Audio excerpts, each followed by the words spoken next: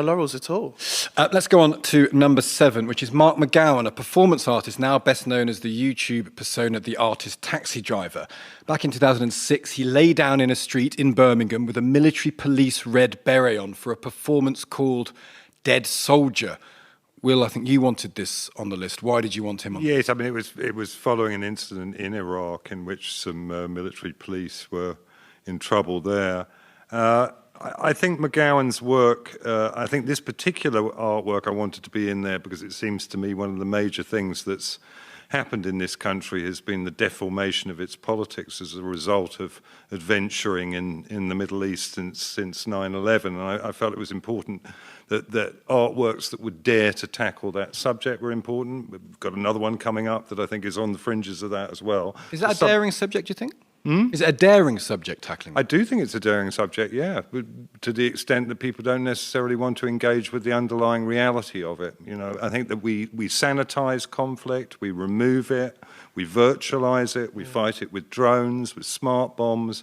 I think that McGowan, by interposing his body into our conception of warfare and doing it in a common, you know, a very ordinary British civic space, created quite furore. But there's another aspect to his art, which is a kind of interlocking with mediatization. Well, let's get to that, because I spoke to Mark earlier today. Let's hear from him.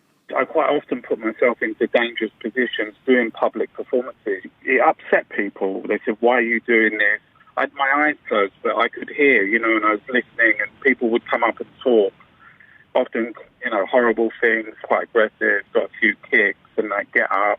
And it's very challenging and it's very difficult for people, and especially when you're referencing quite traumatic things. It's upsetting, but it was critiquing the media, it was critiquing stories that were coming out about the Iraq War at the time.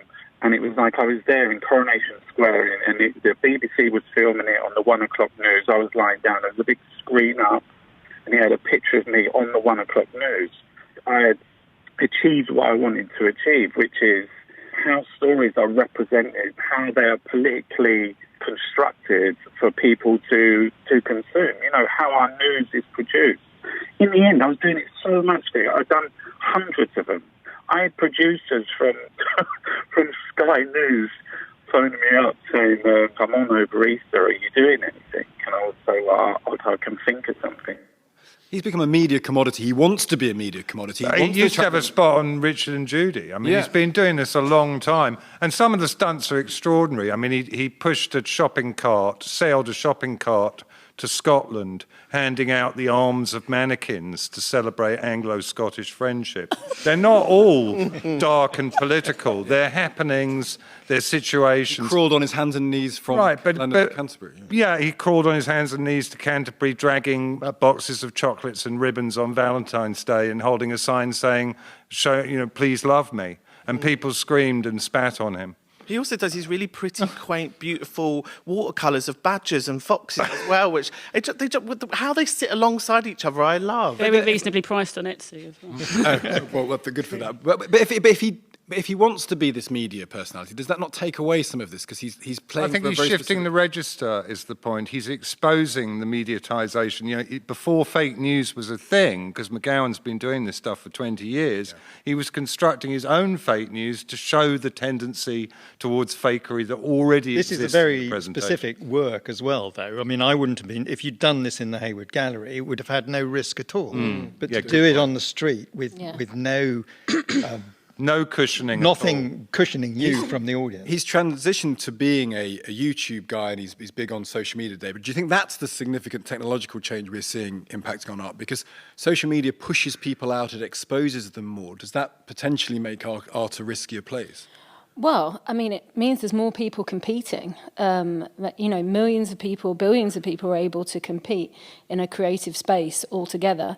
And I suppose, how do you compete unless you're prepared to take bigger risks than the other people? I think surely the point is that McGowan gets underneath the process of commoditisation. I mean, You know, it doesn't matter whether it's done through online or whether it's done through traditional media. The problem, it seems to me, for risk in the 21st century is no sooner does somebody do something risky than it's packaged and sold by the pound, and oh, look at this riskiness. And he's complicit in that to an extent, but not such that it actually damages. Well, he finds it hard to make money out of lying down in Birmingham city centre dressed as a military police. Really? Very hard to monetize. No market for that. Fair enough. That's the truth there, isn't there? Let's move on.